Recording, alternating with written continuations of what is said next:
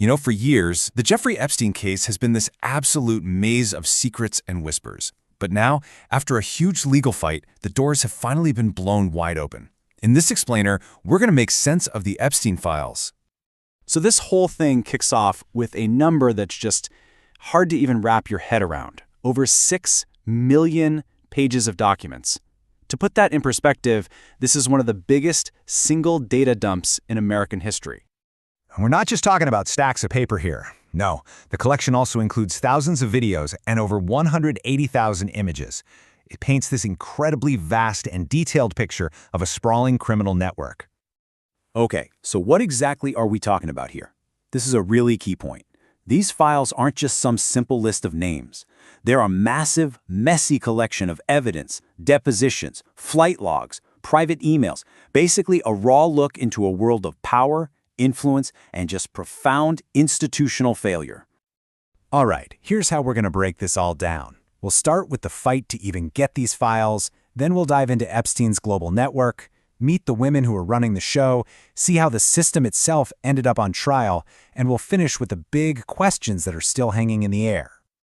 So how in the world did all of this information see the light of day? Well, it wasn't because someone had a change of heart. Not at all. This was the result of a relentless, decade-long legal war waged by victims and journalists to drag these secrets out of the shadows. The whole thing really got rolling back in 2015 with Virginia Giuffre's lawsuit against Ghislaine Maxwell. That case generated all this core evidence, but it stayed locked away for years. The real game changer was in 2023, when Judge Loretta Preska basically said, you know what? The public's right to know is more important than the privacy of the people in these files. And that decision, it led directly to Congress doing something truly stunning, which set the stage for the massive data release in January 2026. And this act, it was something else. I mean, think about it. In a totally divided Washington, this thing passed with overwhelming support from both sides. We're talking 427-1 in the House and a unanimous vote in the Senate. It was this rare, powerful moment where Congress basically said, we don't care if this is politically embarrassing, the secrets are coming out. All right, so the floodgates are open. What's actually inside? Well, first and foremost, the files exposed a system that was built to protect Jeffrey Epstein for decades, long before most of us knew just how powerful his friends really were. And check this out, because this is a perfect example of how that system worked for him. The files literally contain a draft indictment from 2007. Federal prosecutors were ready to hit Epstein with 60 counts of sex trafficking. But it just never happened. Instead, the U.S. attorney at the time, Alexander Acosta, cut this non-prosecution deal. It's just a shocking look at how justice got bent. In the end, Epstein served only 13 months and on much lesser charges. You know, the files also give us this just bizarre window into the culture of his inner circle. It shows how he built these relationships. Take his birthday book, for example. It was filled with these handwritten notes from the global elite. This note from Donald Trump, right next to a crude sketch, became one of the most talked about little details. A small but really telling piece of the massive social web Epstein had built. Okay, let's talk about the names. Now, and this is super important to get right. Just because someone's name is in these files doesn't mean they're accused of a crime, right? What it does do is map the mind-boggling scale and reach of Epstein's network. You see former President Bill Clinton mentioned over 50 times in flight logs and witness statements. Donald Trump shows up in those same logs from the 90s, and of course, the birthday book. Prince Andrew's connection, well, that led to him being stripped of his royal titles. The list just goes on, all over the globe, from an Israeli prime minister to leaders at the UN. And that web, it stretched deep into the worlds of tech and business, too. Emails show Elon Musk planning a helicopter trip to Epstein's island. Bill Gates pops up all over the place in connection to meetings and different projects. Even Google's co-founder, Sergey Brin, was getting invited to dinners by Ghislaine Maxwell. What the files show over and over again is how Epstein made himself this indispensable connector for the world's most powerful people, even after he was a convicted sex offender. But here's the thing. Epstein wasn't some lone wolf. One of the most critical things these files reveal is the detailed structure of his whole operation. And that operation was run, day to day, by a trusted inner circle of female associates. And don't get it twisted, this wasn't some messy, chaotic thing. No, this was run like a corporation. The files actually include a 58-page employee manual for his Palm Beach mansion.